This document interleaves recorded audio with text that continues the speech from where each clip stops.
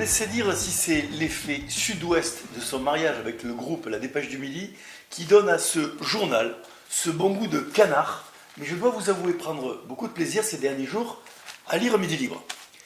Parmi les récents articles lus, j'en retiendrai un plus particulièrement. Honneur aux dames. Lundi 22 janvier, en effet, Madame la députée Françoise Dumas explique dans une interview donnée au quotidien régional vouloir incarner sur Nîmes une troisième voie. On y découvre par ailleurs qu'elle a décidé de consacrer son mandat de députée aux affaires militaires, qu'elle a réveillonné le 31 décembre dernier accompagnée de la ministre Florence Parly aux côtés des troupes françaises stationnées au Mali et qu'elle vient d'intégrer l'Institut des hautes études de la défense nationale. Enfin, fidèle à ses interventions médiatiques, elle dénonce durant l'interview les postures politiques de certains de ses collègues. Aussi, si vous m'accordez 3 minutes, je vous propose d'analyser tout cela. Permettez-moi tout d'abord de faire remarquer qu'il y eut davantage de panache, s'appelant Dumas, d'affirmer « je serai le troisième mousquetaire » plutôt que la troisième voie. Petit rappel historique également, la troisième voie a été incarnée par le général de Gaulle à l'époque des blocs Est-Ouest. Elle ne fut ainsi une alternative ni communisme de l'Est, ni ultracapitalisme américain qui permit à la France de s'affirmer sur le théâtre international. À Nîmes, nous ne sommes donc pas, bien évidemment, sur la notion de troisième voie évoquée. Nous sommes simplement sur une notion d'ego, un ego face à un ego. Aussi, le projet consistant à répéter à l'envi « la prochaine fois c'est mon tour », comme le fait Madame Dumas, n'est donc pas un projet de troisième voie, il ne s'agit tout au plus de l'expression d'une vanité personnelle, une posture égocentrée. Mais plus sérieusement, lorsque l'on évoque actuellement la troisième voie nîmoise, c'est celle reliant la gare centrale de Feuchères à Manduel, la future gare LGV Nîmes-Pont-du-Gard.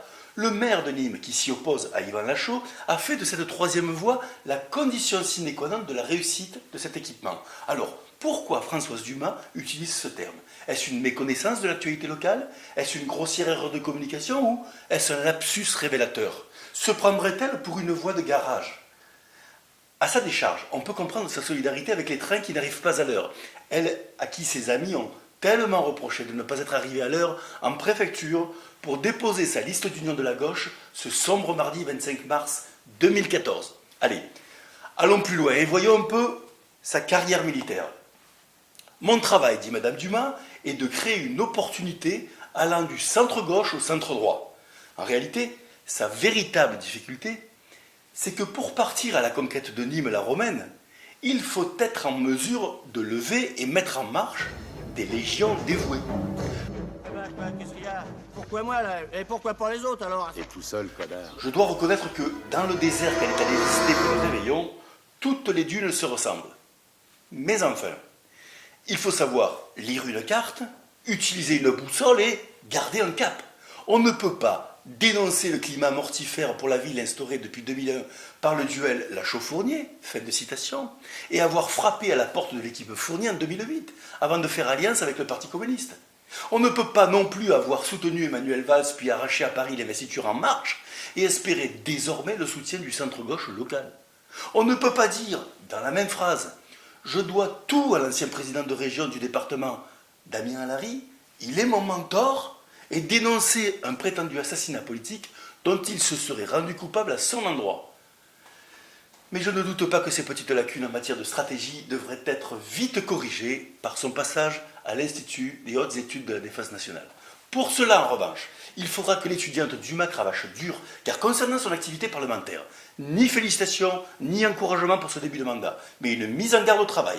À titre de comparaison, et sur les 7 premiers mois d'activité à l'Assemblée nationale, Philippe Berta, son homologue nîmois, a proposé 23 amendements et un projet de loi. Françoise Dumas, 0. Elle a signé 22 amendements, quand lui en a signé 205.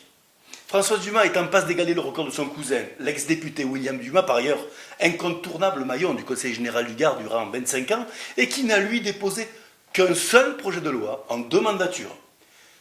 Mais je ne suis élu que depuis 7 ans, dit Madame la députée Dumas, pour ne pas être engloutie par la vague du renouveau générationnel. Avec un patronyme tel que Dumas, il est fort dommage de ne pas savoir écrire les contes. Ne trouvez-vous pas cela, mon cher Edmond, dantesque?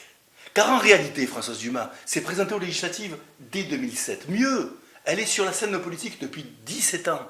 Notez enfin qu'à l'issue de son mandat, la dynastie Dumas aura régné sur notre département plus de 30 années.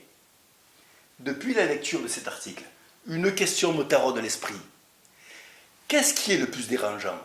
La posture politique ou l'imposture politique? Je vous laisse réfléchir là-dessus. À la semaine prochaine. Bye bye.